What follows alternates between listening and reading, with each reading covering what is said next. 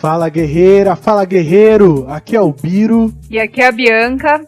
E aqui é a Andréia Pires. Estamos começando mais um Peão 4.0 e dessa vez vamos falar sobre a situação absurda de milhares de professores temporários do estado de São Paulo que estão há quase 5 meses sem receber salário, sem poder recorrer ao auxílio emergencial e sem nenhum sustento em plena pandemia. Pois é, como vocês puderam perceber, a Andréia Pires agora vai fazer parte dos âncoras aqui do programa do Peão 4.0.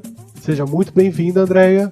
E para contar mais sobre essa situação dos professores, a gente convidou a professora Maíra Machado, que veio construindo pelo movimento Nossa Classe Educação uma campanha muito importante para que os professores recebam imediatamente seus salários. Sim, a Maíra ela dá aula na rede estadual de São Paulo, em Santo André, e é diretora de oposição da PUESP, Sindicato dos Professores Estaduais aqui de São Paulo. É militante do Movimento Revolucionário dos Trabalhadores e pré-candidata a vereadora pelo PSOL, que cedeu sua legenda democraticamente para que ela possa participar.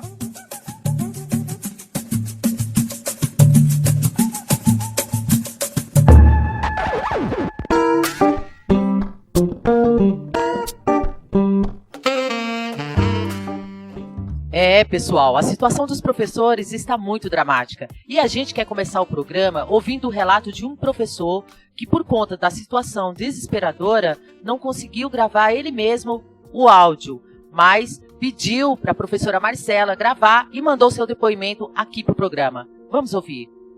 Meu nome é Marcela, sou professora do Estado e eu sou efetiva, mas tenho uma série de colegas e amigos professores que estão passando por essa situação e um deles me mandou esse depoimento, mas não conseguiu gravar em áudio porque ele não conseguia parar de chorar. Então ele pediu que eu lesse o depoimento para mandar esse áudio. Eu sou professor categoria V do Estado de São Paulo, estou vivendo tempos difíceis na minha vida, pois moro só, estou devendo 4 meses de aluguel com aviso de despejo, com água e luz para serem cortadas. Um dia almoço, outro janto para economizar pouco de arroz e feijão que tenho. Estou vendendo os móveis da minha casa, como micro-ondas, notebook, no qual era material de trabalho, sofá e outros. Só estou com os móveis necessários. Não recebi o auxílio emergencial por constar vínculo com o Estado. E não tenho vergonha de falar. Estou passando fome. Esse relato mostra a situação extrema em que se encontram hoje os mais de 35 mil professores temporários do Estado de São Paulo. É revoltante que esses trabalhadores que contribuem para a educação das nossas crianças e jovens estejam passando por isso, Pois é, Bianca. E são muitos os relatos que mostram a mesma situação de professores que estão tendo que vender seus itens básicos, seus móveis, seus pertences e seus próprios instrumentos de trabalho, como os computadores, para ter algum dinheiro para sobreviver e pagar as contas no final do mês. E também muitos estão recorrendo a bicos e trabalhos informais. Sabemos de casos de professores que passaram a ser motoristas de aplicativo ou entregadores. Ou seja, essa situação também está lançando esse setor de trabalhadores num trabalho uberizado. Pois é, Déia, e muitos desses professores também estão tendo que recorrer a empréstimos, estão se endividando, inclusive, sem qualquer segurança de poder pagar essa conta alta depois, como a gente vê nesse relato que a gente vai ouvir.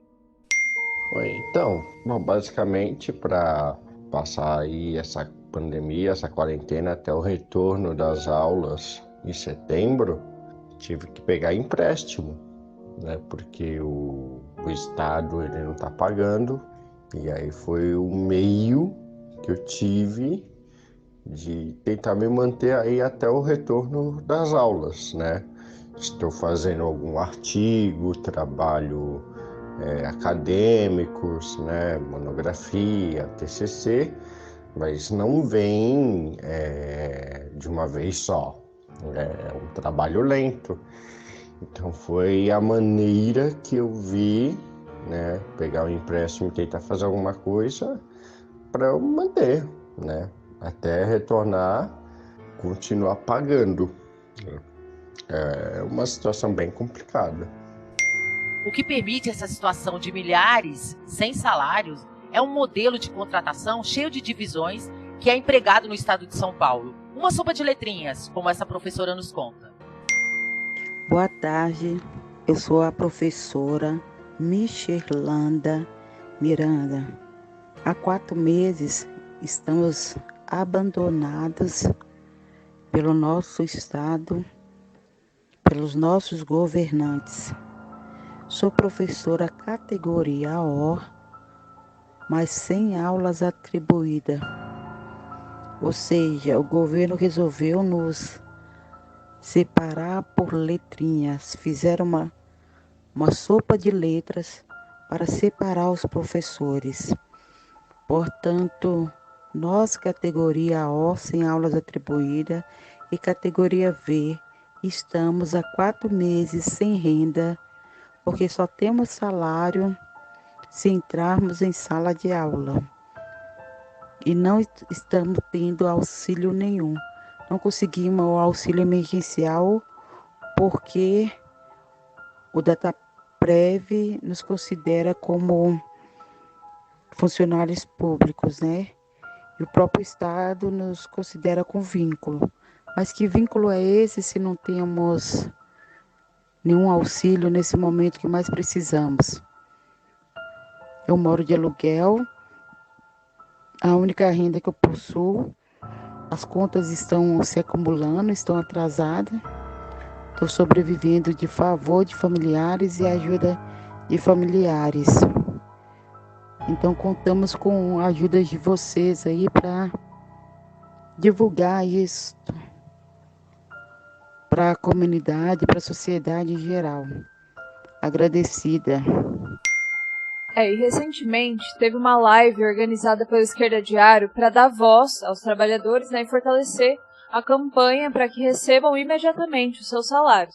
E a gente convidou a professora Maíra Machado, que esteve nessa live também, pelo Movimento Revolucionário dos Trabalhadores, para contar para a gente, também aqui no Peão, sobre essa situação. Então vamos para a entrevista, Bianca? Bora para a entrevista, Piro.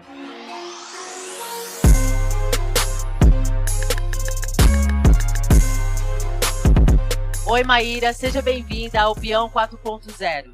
Então, Maíra, a primeira pergunta que a gente queria fazer para você é justamente há quanto tempo esses professores estão sem salário e por que isso está acontecendo, né? Por que eles estão ficando sem salário, são abandonados aí no meio da pandemia? Se você puder falar um pouco disso pra gente? Oi, Andréia, Bianca, Biro, guerreiras e guerreiros que acompanham aqui o Peão 4.0. Estou bem contente de participar desse podcast. E sim, eu participei dessa live com os professores e é bem complicada assim, a situação dos professores categoria O e eventuais do estado de São Paulo. Por que é complicada? Porque esses professores têm um contrato aberto com o governo do estado de São Paulo, então eles não têm direito ao auxílio emergencial, porque eles têm um contrato aberto, mas ao mesmo tempo esses professores não tiveram tempo de atribuir aula, porque a pandemia chegou e eles não atribuíram aula, ou seja, eles não têm nenhum salário a receber, porque eles não têm aulas atribuídas.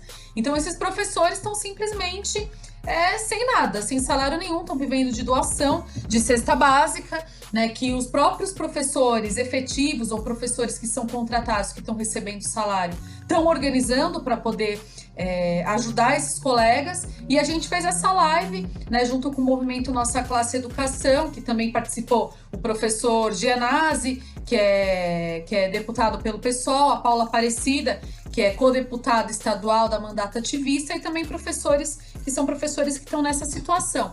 Então vocês imaginem que os professores estão há quase 5 meses sem receber nada. Então a gente acompanha vários relatos de professores que estão passando fome, literalmente, que estão sem ter como subsistir, que estão vendendo seus instrumentos de trabalho para poder viver. E nesse momento a gente falar dos instrumentos de trabalho, a gente está falando do notebook, do celular, porque a gente está trabalhando de maneira remota, então a gente precisa desses equipamentos e os professores estão vendendo para poder sustentar as suas famílias, né?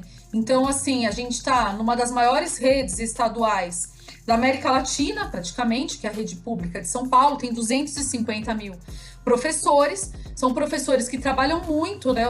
Os professores têm que se dividir aí em 3 jornadas de trabalho, muitos se dividem em mais de uma escola. Tem professor que chega a trabalhar em 4 escolas, gente. E muitos fazem isso com transporte público, porque não tem carro. Então, os professores têm uma vida bastante precária, sem contar que é uma categoria que padece de muitos tipos de doenças por causa do trabalho, né? Que o trabalho nos traz. E o governador de São Paulo, que hoje é o Dória, mas que na verdade a gente vem sendo governado aí pelo PSDB em todos os últimos anos, dividiu a nossa categoria em diversas pequenas categorias. Então tem o professor categoria O, tem o professor categoria V, que é aquele professor eventual, que ele entra na sala somente quando o outro professor falta, né, quando o professor efetivo não está na escola, e esse pessoal todo está vivendo essa situação de estar sem receber. E o Dória tem a cara de pau de dizer que ele não vai pagar mesmo,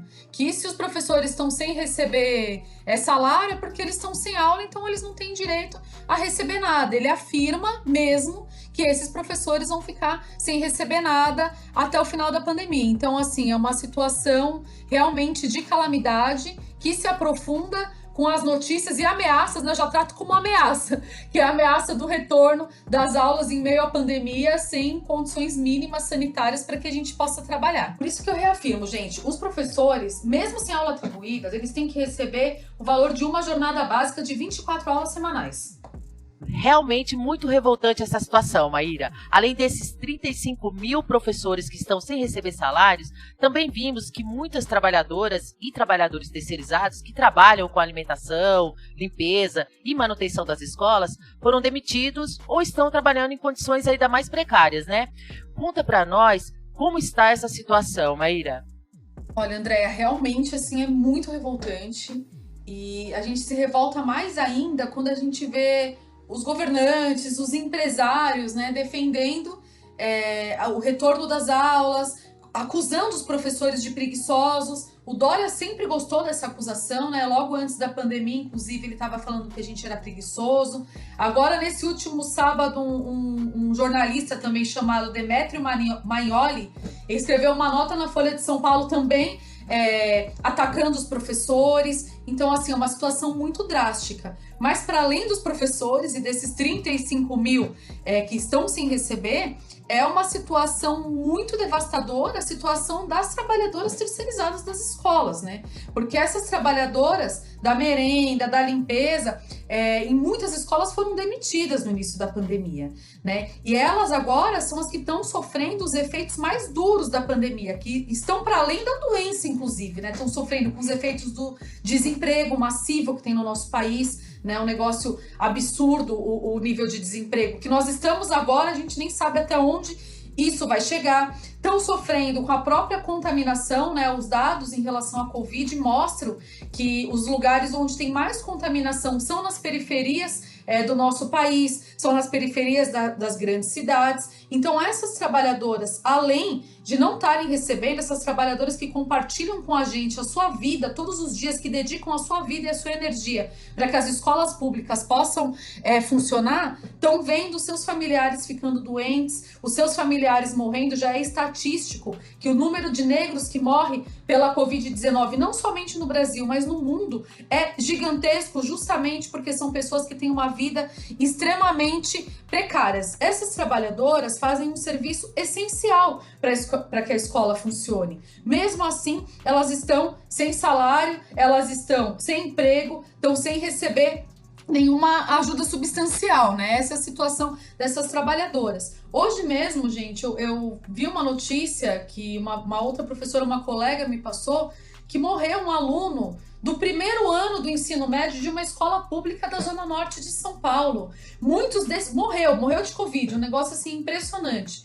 Muitos desses alunos que estão se contaminando e etc. mostram o oposto de que a juventude não se contamina, não adoece e inclusive que a juventude não morre, justamente porque a nossa juventude padece de situações extremamente precárias. Então, acho que é muito importante, né, frente a isso, a gente tomar para nós mesmos, professores, as demandas dessas trabalhadoras e a gente tentar responder de maneira unificada ao que está acontecendo no nosso país, o que está acontecendo no estado de São Paulo. Porque a força das professoras e dos professores, junto aos trabalhadores e trabalhadoras terceirizados das escolas, junto à comunidade escolar e junto aos alunos, é o que pode permitir que a gente dê uma resposta de fundo frente a essa situação que a gente está vivendo. Por isso a gente está levantando no Nossa Classe Educação uma campanha pelo pagamento da jornada mínima, né, de trabalho para as professoras e professores que estão sem receber, assim como o pagamento do auxílio emergencial de R$2.000 para essas trabalhadoras, para que elas possam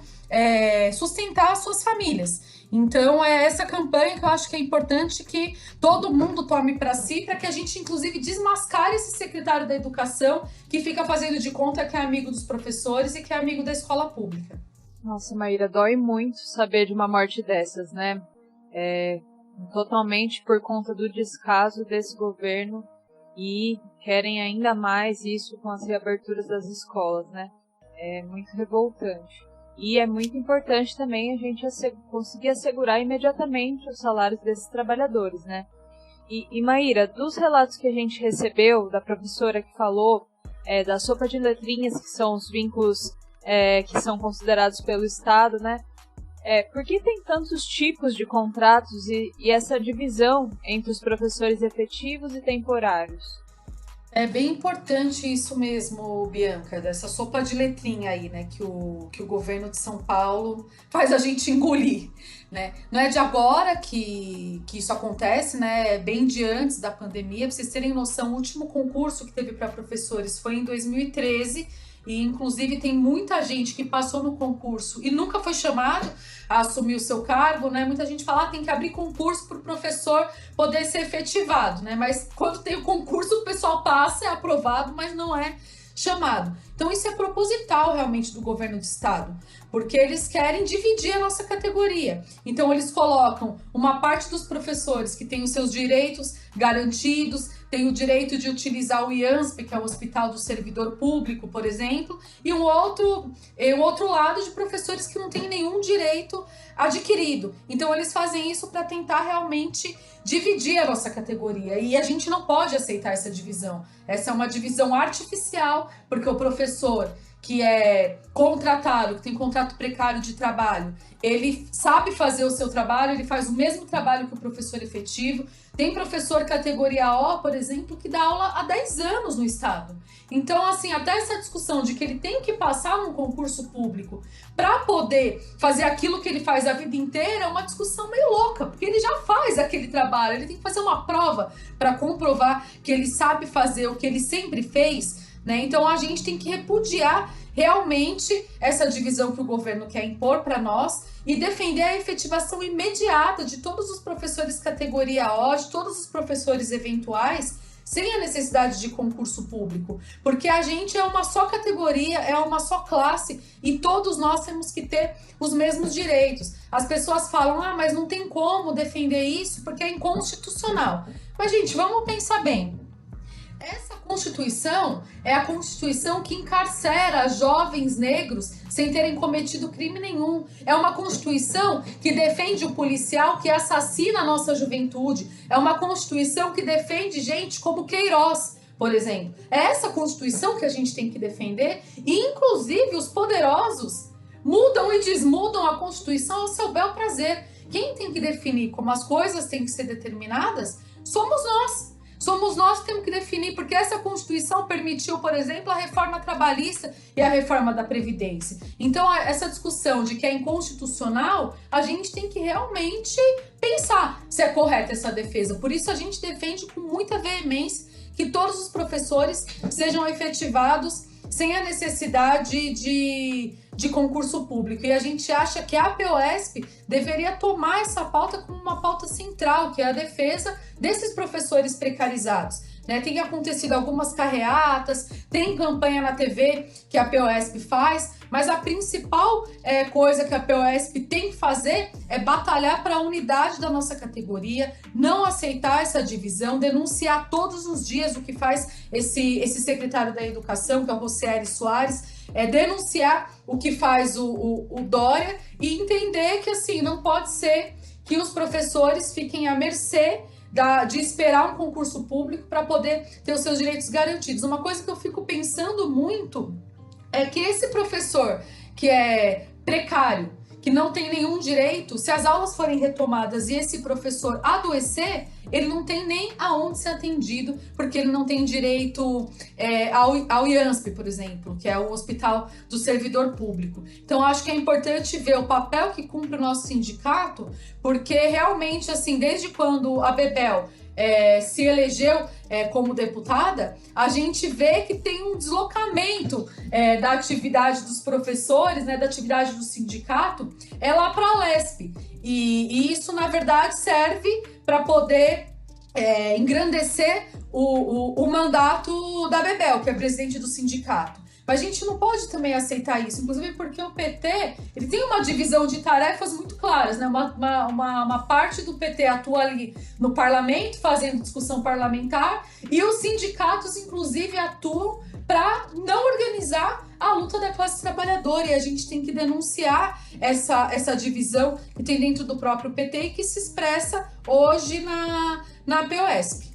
Uma última questão que a gente queria perguntar para você, e que a gente sabe que está gerando muito debate na categoria, é em relação à volta às aulas presenciais. A gente sabe que a pandemia não acabou, que os governos não estão garantindo absolutamente nada para a reabertura econômica, não estão garantindo testes massivos, não estão garantindo EPIs, condições, né, mínimas para os trabalhadores voltarem a trabalhar normalmente.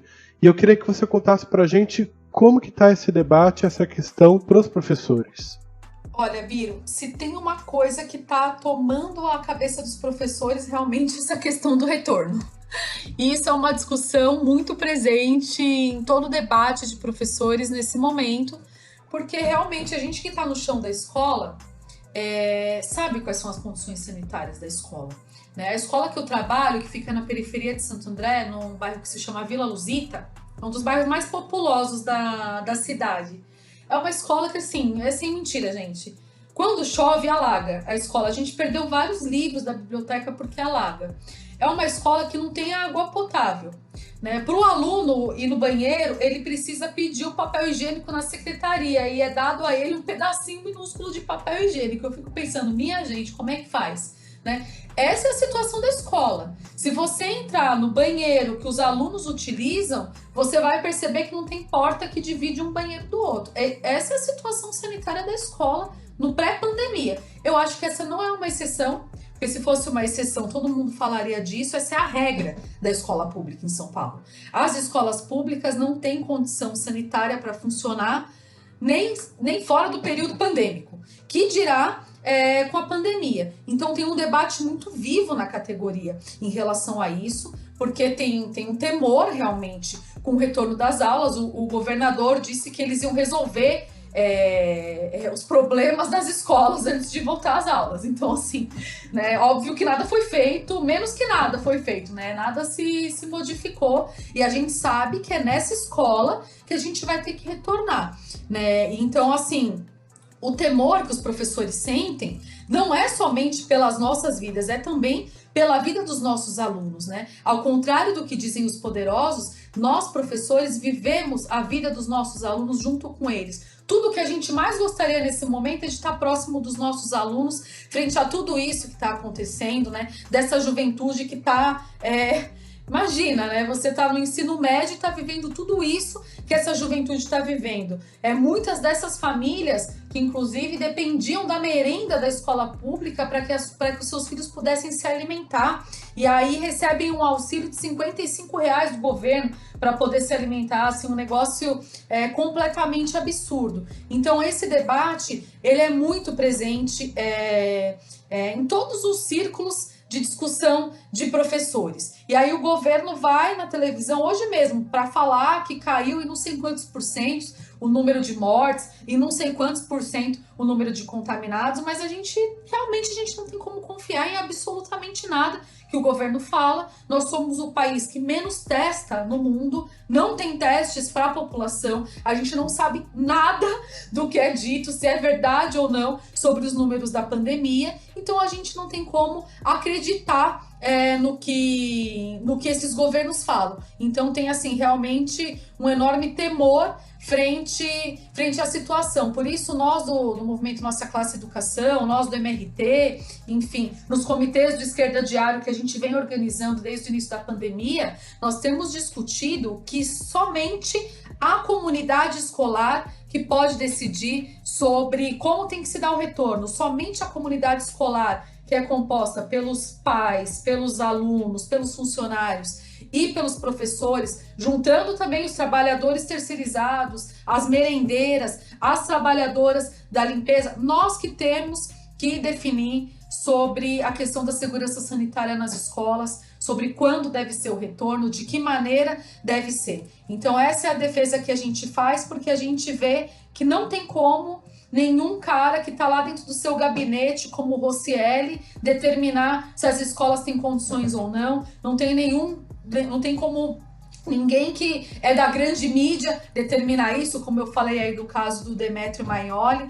Não tem como. Nós que temos que definir sobre o retorno das escolas, e esse questionamento que a gente está abrindo, né, nesse momento, tem que servir para que a gente faça um questionamento realmente muito profundo da sociedade. Eu falei um pouco da Constituição, mas o questionamento que a gente tem que fazer tem que ir justamente além, e a gente tem que lutar para que a força dos professores, da comunidade escolar, nos permita realmente combater os ataques que essa extrema-direita que está no poder hoje, com o Bolsonaro à cabeça, tem desferido contra a nossa classe, que é acabando com os nossos direitos adquiridos, reduzindo o nosso salário. Bolsonaro aprovou aí a MP 936, né, que permite o fim dos contratos, inclusive permite agora que o trabalhador seja readmitido depois de ter sido demitido com um salário reduzido, assim, uma série de ataques. Então a gente tem que batalhar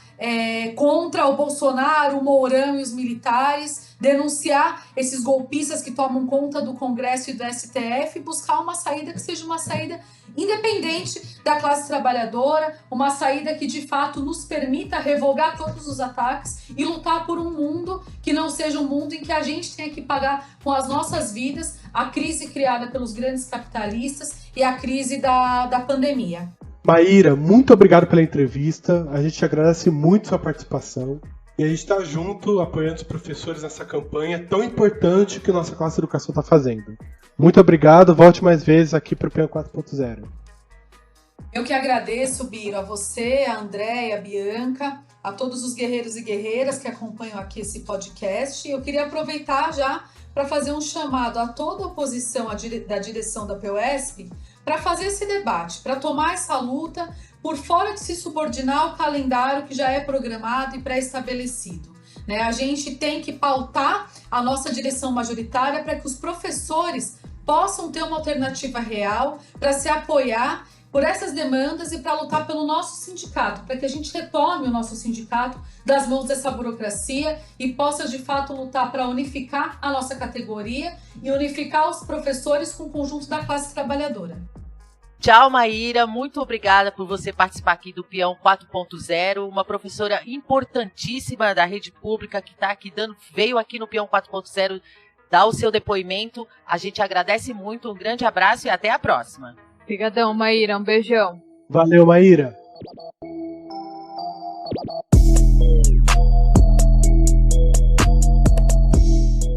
Então, gente, eu achei muito boa essa entrevista com a Maíra, com a professora Maíra, que realmente lutemos para que nenhum professor, que nenhum trabalhador pague pela crise que foram os capitalistas que criaram. É muito importante a gente lutar contra as divisões que querem impor sobre a nossa classe. A gente não pode aceitar que trabalho igual tenha salário e direitos desiguais. Por isso que a gente precisa lutar sim com todos os professores, para que todos os professores temporários e trabalhadores terceirizados em todos os setores da educação sejam efetivados e sem concurso.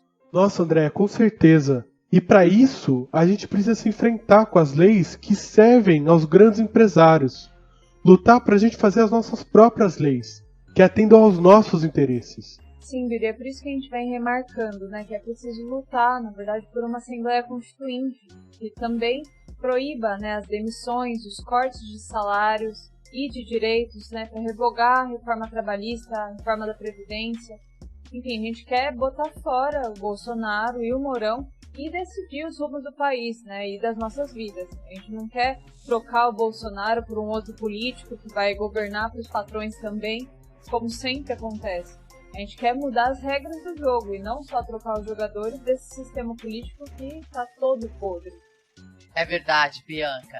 E o Peão 4.0 de hoje vai ficando por aqui e nós esperamos vocês, todos vocês, no próximo programa.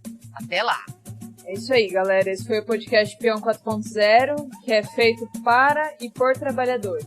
Curta e compartilha com seus amigos nas redes sociais.